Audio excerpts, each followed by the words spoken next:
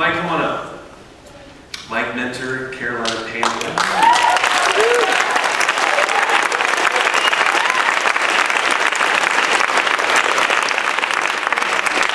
See, we're the old guys, and so our knees don't work as well. Man. But 10 years in the NFL, I mean, that's a blessing. Obviously, that's a rarity. Not a lot of guys, I mean, the average career in the NFL is about 3.5 years. And so it's tough. I mean, you triple that. Okay? What is it you miss from the game? I mean, the passion. Now, you're a coach at college, but what are you missing about the game of playing? Probably the relationships. You know, I think everybody said this about the relationships you build in life. And so I think that's the biggest thing that I miss is, the locker room. Yeah, meeting young guys like Steve and Greg. They're young, aren't they? Yeah, they young. they don't even know. Go here, we ready to go. Slow down, I got bulls. Come on, Rook. Okay, another defense player. Okay, we need to represent some offense, right? Okay. What did you lick your chops? I mean, was it the interception? Was it a tight end running across the middle? Where'd you lick your chops? Just hitting somebody. It didn't matter who it was. My teammates, somebody else. That's what I love. Awesome. Some accoutrements, some awards in your 10-year career? Yeah, man. You know, I had a lot of that. Pro Bowl, alternate, 3-4 years, and captain of the team for 6 years, and it's a great year, great years of playing. All-time leading tackler, interception, return yardage, touchdown guy, and all that good stuff. So a lot of awards. And now that we're retired, those stories get bigger too, don't they? Yeah. I mean, we're better players now. Why not? We're almost Hall of Fame, bro. That's right. At least I was Nebraska. Awards are great. Yes. You know, and obviously there's a place for that. It's a way of showing that your hard work's paying off. But in the spectrum of life, does that really matter? No. What matters to you, and as you just share some of your story, what is the most important piece of your story and who you are, Mike? Yeah. Well, I'm going to do a little bit something different, right? Because I go all around the world speaking to people, companies, to churches, young people, old people, men groups, women groups, all over the world. I've been able to go to Africa to speak to kings and queens. I've been to Cuba, speaking to the communists about Jesus Christ. Really? So I've been a lot of places. So mine is going to be a little bit different, right? So what I want to do is this. I want to think about what these two young men, or I should say 3 young men, came up here and talked about, especially the 2 NFL guys, because there's a lot of people in this audience right now have dreams. I believe that at the end of the day, every single person is born with a dream. Now, some of us have forgotten it. Life happens and you kind of put that dream aside because you got bills to pay. But at the end of the day, I believe God has put in each individual a dream. Now, fighter pilots and Air Force and all that, and want to go to the NFL. A lot of guys that want to go to the NFL and do that, and all kind of other stuff. My dream started in 1974, January the 15th. I came into the world. During that time, I tackled the nurses as soon as I came in. Yeah, they said, that boy there gonna play football. You know what? It was always in me. It was something that I always wanted to do, was play football. Nobody ever said, Mike, pick this football up and play it. I always wanted to do it. I don't know why, it just was always in me. See, what I'm telling you guys is that when God put that dream inside you, it starts at the beginning of time. It's been there all the time, and sometimes we overlook it, but it's there. I can remember about 4 or 5 years old, I used to put the couch in the middle of the living room, right? Kind of take y'all down memory lane for you older guys who used to do this. Now the younger guys doing this, right? You get the balled up sock, and that was your football, and you was in the Super Bowl, and so I'm giving some of y'all something to do. So your mamas, you getting mad at me right now. So they're gonna go home and they're gonna do this, okay? So you put the couch in the middle of the living room, and about 10 seconds left, and you know, you just hike the sock to yourself, and then you go back and hand the ball to yourself, and you run it, 10, 9, and you diving over the couch, 5, 4, you spike the sock, you just scored the touchdown, and you dance, and you're doing your Super Bowl dance, the whole 9, just dreaming. Because I believe that's where it happens. You gotta visualize it. About the 3rd grade, I finally got my jersey, and I was playing against real people this time. I got my jersey, I was just so excited. I came home and I said, Mom, look at my jersey. You know, I see some of you guys right now, you got on jerseys. You want to represent your team. You want everybody to know what team you on, what team you like, what team you represent. And I had my jersey on. Boy, I wouldn't take my jersey off. I kept it on. I went to sleep in it. I took a bath in it. I mean, I went to school every day in it. And, you know, they like, this little boy don't have no clothes. That was my jersey. You know, it's very similar, guys, to when you put on Jesus Christ. See, because when you put that jersey on, you got to let the whole world know what team you're on. Amen. See, it's not a jersey that you can put on and take off when you want to. See, think about this. Since all you guys are Bronco fans, or the majority of you guys, we're going to pray for you guys after this, okay? But imagine when these guys were playing that AFC championship game, and Peyton Manning at halftime decided he wanted to go sit on another bench. And he wanted to be a Baltimore Raven at halftime. Well, y'all would have thought he was crazy, right? What's wrong with Peyton? He got a concussion, right? You're on the wrong team, son. You can't go over there, right? And the Broncos would have been mad because they'd been missing their guy. They lost anyway, but you know. My bad. We lost the Super Bowl, so, you know, at least we got there, though, but we lost.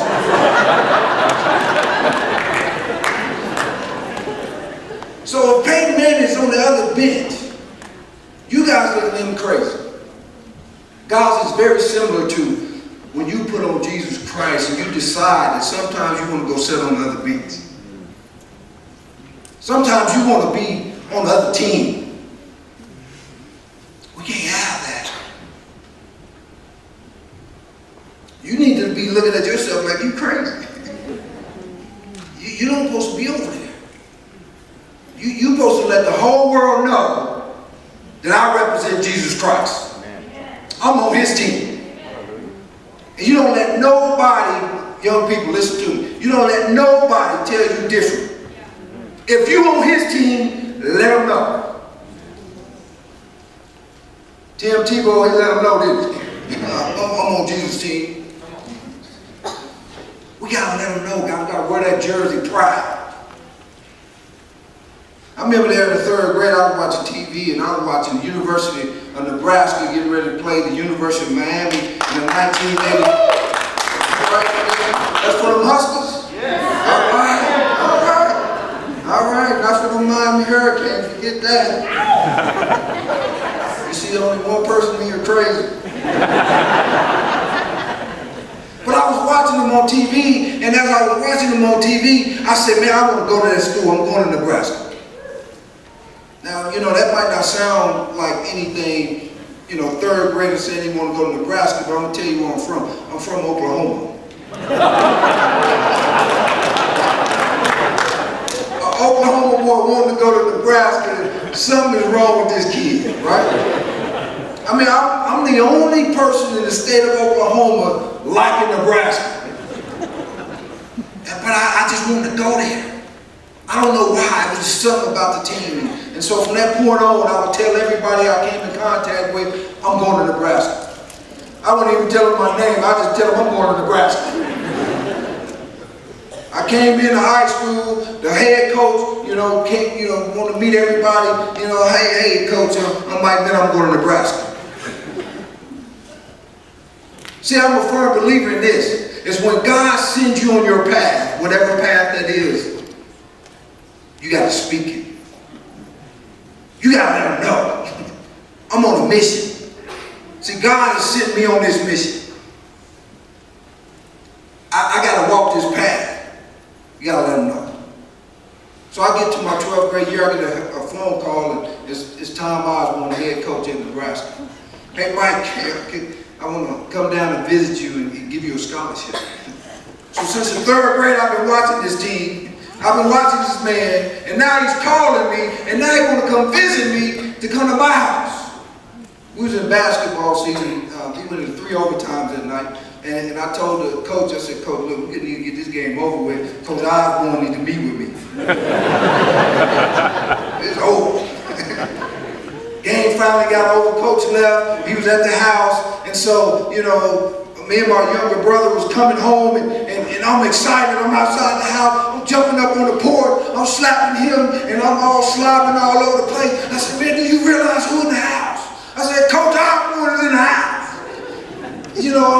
So I wiped my mouth off, right, because I was going to look right. So, and I come in the house, and he stood up, and he's about 6'4". He's about like Coach right here. So in my mind, he was a giant. When he really stood up, he was. I know some of you guys look at me, especially I see them big old boys, like, man, this boy kind of small. How did he make it to the NFL? So let me tell you something. For all the young, little guys that's out there, you got hope. All right, you got hope. It can happen. You know what I used to do?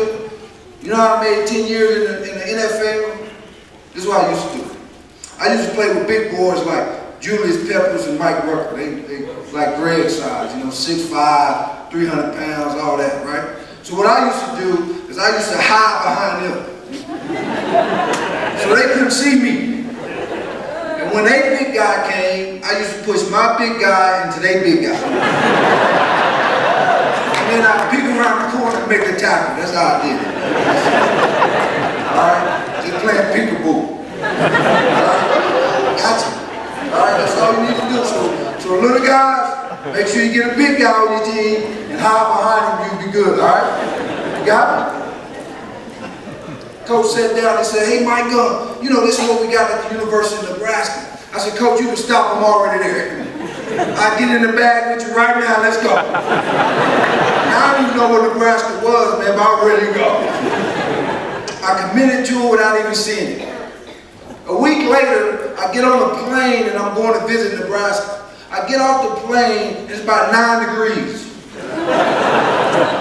And it's snowing. And I said, man, to myself, I didn't even know it got that cold in the United States of America. Man, this is it, I'm going back home. See, the other thing is, I grew up in a predominantly black neighborhood. That's all I've ever been around, is black people. And now I'm on a plane going to Lincoln, Nebraska.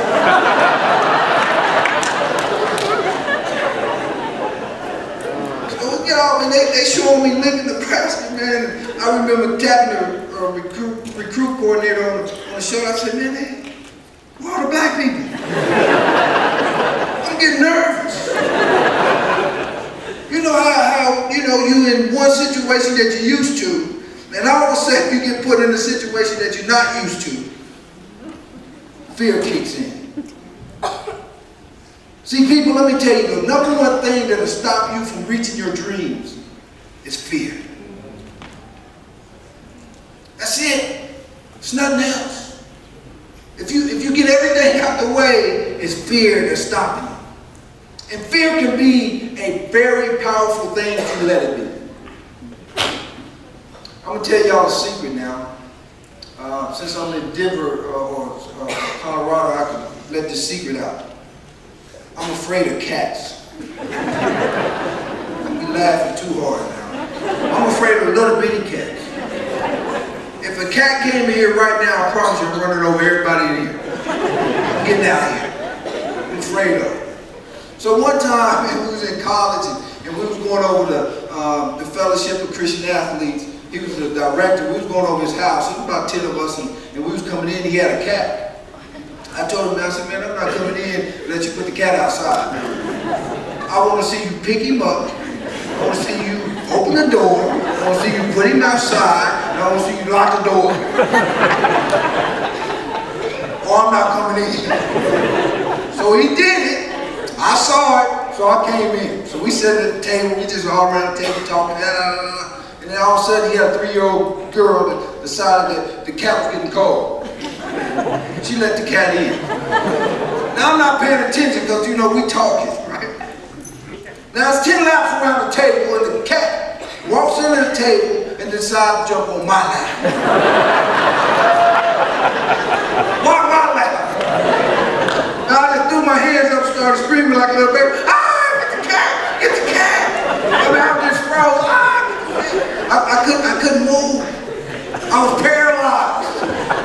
You know how you guys watch the movies and scary movies, people fall down and you screaming at the TV, get up, get up. I don't do that stuff no more. That stuff real, man. When you scared, you can't move. Trust me. I was like this and I was thinking to myself, if I look this cat in the eye, it's gonna get me. They get the cat off, man. It took me about 15 minutes to get from there. So what I'm telling you is this: God has a very, very big sense of humor, right? He makes me a Carolina Panther.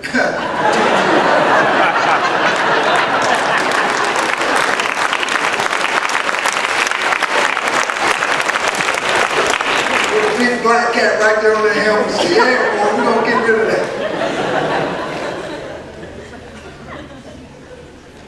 Just as real as fear is, guys, faith is even bigger. See, what you got to do is that you got to know that God has called you to whatever He called you to. And you got to know that it's not you that's walking through there. See, you know, we talk about the ship. You got to know who driving it. You got to know who built you. You got to know who owned it. Because guess what? When you know that, it doesn't matter what comes. You're going to be able to stand the storms. And that's what life is all about. Because guess what? The stories, they haven't stopped yet. They're going to keep coming. And fear going to keep coming every time. When you hit that thing, what happened? Fear. Boom. Come, oh boy, you lost everything. Fear. You tore your knee up. Fear. Right? Had cancer. First thing, fear. It comes. But faith is what kills the fear. Amen. See, them 3 young men, yes.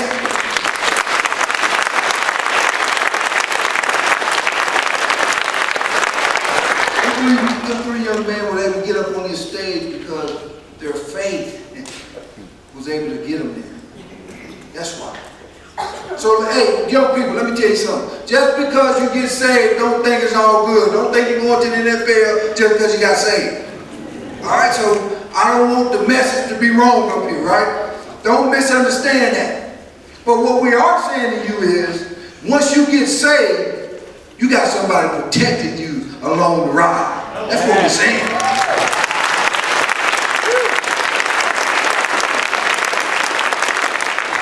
When I got to the University of Nebraska, I tore my knee up and then it slowed my life down. And you know, these guys got introduced early on to Jesus Christ, and I didn't.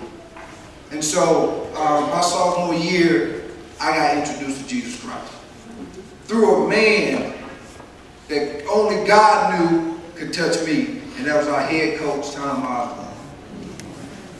See, God knew in the 3rd grade it wasn't about football. See, God knew He had an appointment with a young man from Lawton, Oklahoma. I'm going to bring him all the way to Lincoln, Nebraska, so I can introduce myself through a man that I know He's going to listen to. Some of you guys here tonight, and you don't know. Okay? And we bring these NFL guys up on this stage. So hopefully, God has brought you to this moment to meet him. Because that's what it's about. It wasn't about Nebraska football. It was about Jesus Christ and meeting him there. And I was able to do that, able to change my life around, and now I understand why I have what I have. People, listen, God has never given you your dreams and your gifts for you. He gave it to you so you can give it to other people. Amen. That's why we're here. We're here to give it to the young people. We're here to give it to you, our experiences through the NFL and all that good stuff. Man, I got another phone call. It's Carolina Panthers this time. Hey, Mike, congratulations about to pick you with the next pick in the NFL draft in the second round. How you feel about coming to Charlotte? I love Charlotte. I can't wait to get there. Man, I didn't even know what Charlotte was, but you know, $1 million make you love any place. I love that place. I've been dreaming about it all my life. I get to Carolina and I get off the plane and as I'm driving to the practice facility, and I see all these trees. Trees everywhere. I'm tripping. I'm like, look at these trees, man. I'm slapping people upside the head. Look at the trees. They're like, man, it's just trees. I said, no, you don't understand. We don't have trees in Oklahoma and Nebraska. We have about 2 trees in the whole state. Very similar to this place, man. I was like, man, ain't no trees around here. Where the trees at? I remember going back to the hotel and my wife gave me a call and she said, hey Mike, how the football team gonna look? I said, I don't know how the football team is, but you would not believe how many trees. So if y'all can find y'all a tree, just go hug the tree. All right? You know, they tell me trees have many roots that goes under the ground in all different directions. But they tell me that they have one particular root they call the tap root that goes straight into the ground. And what happens is it goes into this constant flow of water that's under the ground where the tree gets to get all the water that it needs. So no matter what's going on the outside, the tree is able to continue to grow because it's connected to that constant flow of water that's under the ground. So I believe people are the same way. I believe people are like trees. We got many roots going all over the place. We got many things going on, but we got one particular root I call the spiritual root. And depending on where that spiritual root is tapped into, is depending on what happens to your tree. See, if your tree is tapped into the wrong thing, your tree won't last. It will crumble. It will fall. But if your tree is tapped into that constant flow of living water that we call Jesus Christ, oh, that tree get to grow. That tree get to get real big. That tree get to get real beautiful. And then guess what? Them two young men right there, them 3 young men that came up on them stage, that's what you're going to see, that tree. You're going to say, oh, look at that tree. Man, how that tree go through all that? How that tree go through cancer and still strong and big and all that? How do that?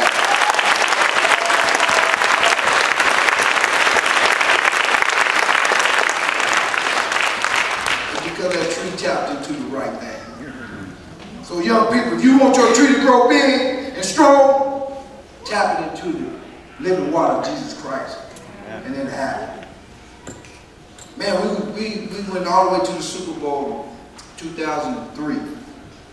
New England Patriots. Boy, that's bad. He on the front row too. Woo! Man, we going back and forth, and the field goal, and New England wins the game. Now they talked about us for 2 weeks before this game. Right? As soon as they made that field goal, they had a rope that came up on our sideline, and they kicked us off the field. They escorted you off the field. They kick you off the field when you lose the Super Bowl. You're no longer part of the Super Bowl. You gotta go. Man, it's a lonely feeling when you get escorted off the field. You know, you watching the little TV screens as you go in the locker room and you see Tom Brady on the field smiling and talking about going to Disney World and all that stuff. And you just mad and you just can't believe it. And you sitting there in the locker room, you saying, man, I wish I could have did this. I wish I could have done that. But it was over. The game was over. I couldn't go back and play. It was over. People, your clock one day is going to go 0, 0, 0, 0 in life. It's going to be over. So depending on what team you're on, it's going to be dependent on what happens to you. Because if you're on the wrong team, what's going to happen is a rope will come up on your sideline and they're going to take you off the field. But if you're on the right team, you're going to be on the celebrating on the football field. And you're going to be high-fiving each other. I just got to believe in heaven is going to be a football field, all right? It ain't in the Bible, but I just believe it. Okay? Got to let me have it. But see, as you saw what happens at the Super Bowl, they have a stage on the field, and the commissioners up there, and they begin to give out the trophy and the MVP trophy.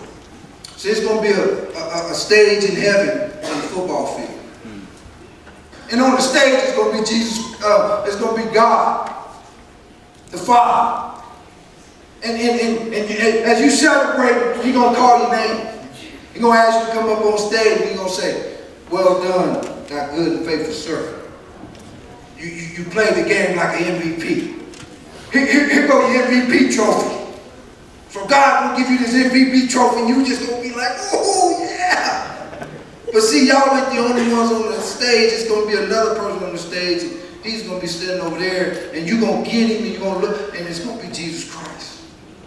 And he's going to have holes in his hands and holes in his feet and a crown on his head of thorns. And you're going to say, oh, man, this wasn't about me. The only reason why I'm MVP is because of him. And so you're going to walk over to Jesus Christ, and you're going to kneel down, and you're going to put your trophy at his feet.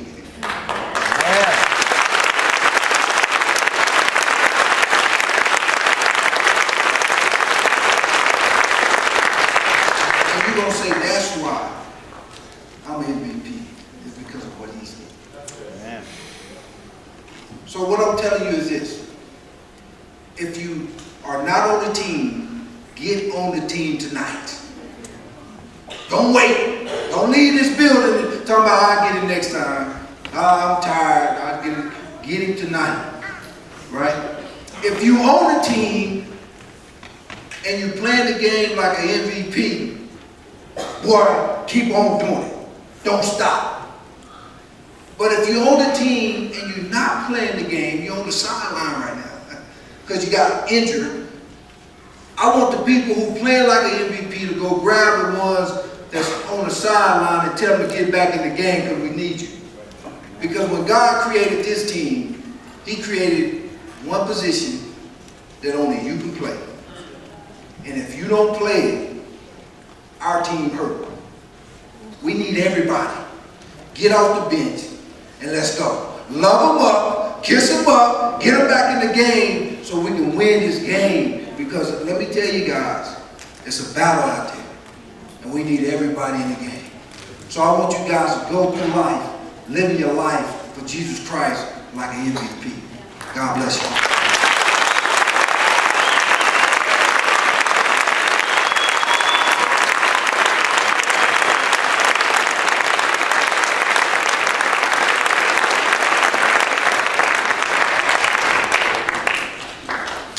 Enough said. Everything that needed to be said has been said, guys. Tonight is about a challenge. It's about an encouragement of who we are as followers of Christ. And it's a challenge of saying, if you do not know and have a relationship with Jesus Christ, why wait? We see a verse at football games. People, I've heard that verse so many times. Oh, it's just a good luck charm. I don't believe that. For God so loved the world that He gave His Son, that whoever believes in Him, whoever submits to Him, whoever bows their knee to him will not perish, but will have eternal life. And we've experienced a lot of pain and hardship and doubts and fears of a fallen world. But God said, take heart, because I've overcome this world. I've provided everything you need to live, not for yourself, but to live for me. It's no longer about you, but it's about me now living my life, Christ's life, through you. That's the gospel. And it's beautiful. Jesus says, do you know me? Do you know me? It's not a certain prayer that you say. It's not a certain ritual. It's just that, God, I invite you into my life. We're not going to put anyone on the spot. Right where you're at, we're going to play one song, and then we have a couple of gifts for you to give away. We're just going to, God, I want to have a relationship with you. I invite you into my life. I ask you to forgive me of my sins. I ask you to restore me. Restore the relationship to what it once was. I invite you into my life. Be Lord of my life. And that belief is what makes you saved. Romans 10:9 says, if you confess with your mouth that Jesus Christ is Lord, and you believe in your heart that God raised him from the dead, you are saved. And we rejoice and we celebrate. We invite you into the body of Christ. And you're part of that family, a family that does not leave anyone left behind. But we pick them right back up and we say, we're in this together. The ultimate team. We're in this together. And so why wait? Tonight, invite Christ into your life.